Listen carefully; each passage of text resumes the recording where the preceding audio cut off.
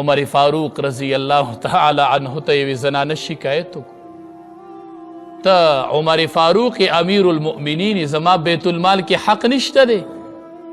عمر فاروق رضی اللہ تعالی عنہ ورله سامان راوړو، بیا ورته وایي ګورې زما یو درخواست دی، زما درخواست دی. څه درخواست دی؟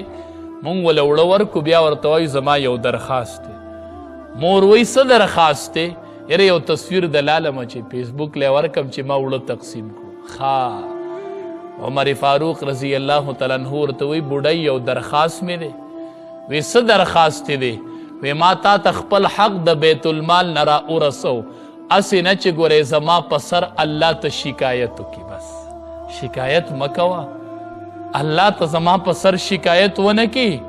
دقه یو درخواست مې دی او دا د حق دی واله. ته ورته داسې ولې نه وایي چې ته کلي کې کونډه شوې وي او زما په ګاونډ کې وي، به ما باندې د حق و هغه مې حواله کو، اسې نه چې ګورې الله ته پر یاد وکړي، زما په سر الله ته شکایت ونه کړي. د دې یو درخواست مې دی.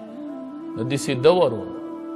حدیث مبارک کې راځي صحابه کرام یو جهاد له روان، رومیان چې کله خبر شول چې صحابه کرام را روان دي، نو وی د صحابو سره د الله امداد وي دا تې ختمو.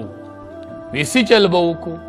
مشوره یې وکړله، وی زنانه به ورته سنبال کو، لارو ته به یې روباسو. زنانه یې سنبال کړلې.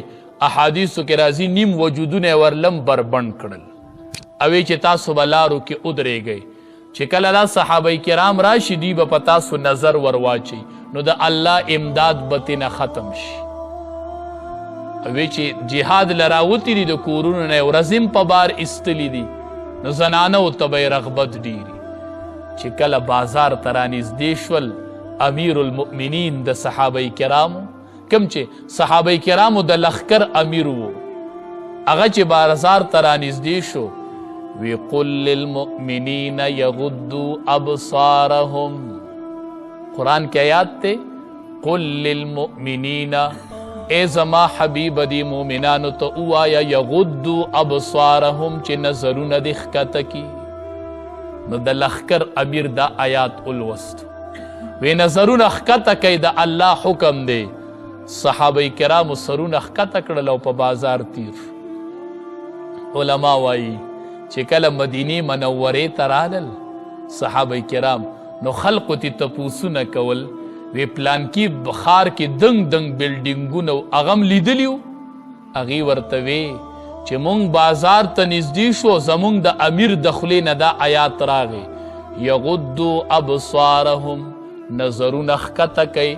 وی مونږ نظرونه داسې ښکته کړي وو چې مونږ د ښار آبادي نه ده لیدلې، چې دا څومره آبادي وه، چې آبادۍ نه دی لیدلی، نو زنانه به یې څه لیدلي.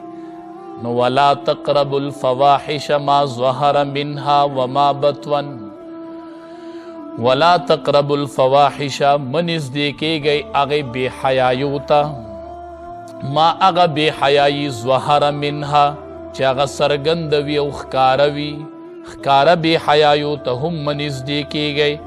وما بطن، او منزدې کېږئ هغې بې حیایو ته چې هغه پټه وي.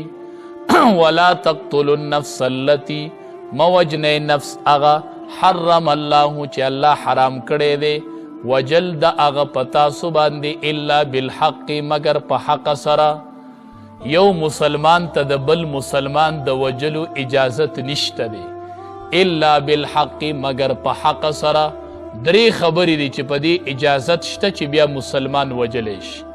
یو خبره دا ده چې کله دیر شادي شدی او د زنا وکړله، نو د ده وجل بیا چې اسلامي قانون اجازت دی چې دی سنګسار شي، دا طریقه ده. دویم چې کله دی بل کس ووجني، نو قصاصا چې اسلامي قانوني، نو دی به د هغې په بدله کې وجلی شي. دریم چې کله دی مرتد شي، اسلام پریدي، بادشاهي وقت په ورته وي راوړه، ټیم به ورته ورکړي. که مور واپس نشو، نو د مرتد حکم دا دی چې دا واجب القتل دی، دی به ووجلی شي. د دې دریو خبرو نه علاوه د یو مسلمان د پاره د بل مسلمان وجل جائز نه دی، د مستامن وجلم جایز نه دی. چې اسلامی حکومت کې یو کافر اوسیږي او د هغې ملک قوانین یې منلي، لکه زمونږ او ستاسو ملک کې چې اوسیږي، دا مستامنین دي، دا ذمیان دي، ذمي درته وایي چې د مسلمان په ملک کې اوسیږي او د مسلمان ملک قوانین مني، لکه زمونږ او ستاسو دې ملک کې چې اوسیږي.